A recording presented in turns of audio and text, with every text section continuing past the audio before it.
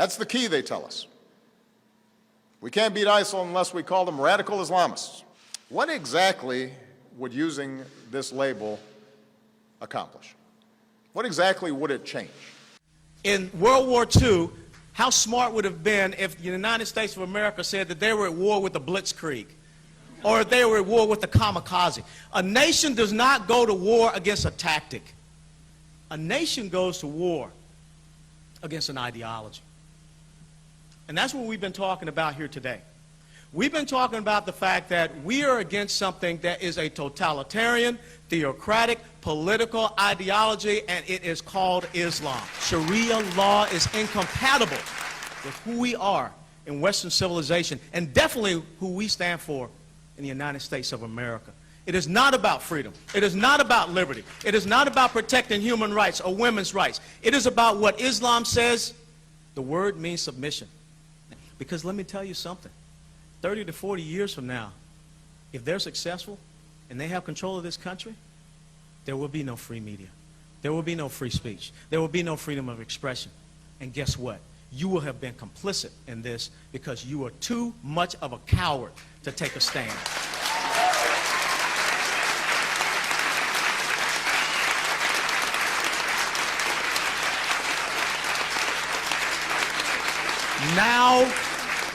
Now is the time for principled leadership in the United States of America. Because as the quote that Elizabeth has taken from me, when tolerance becomes a one-way street, it leads to cultural suicide.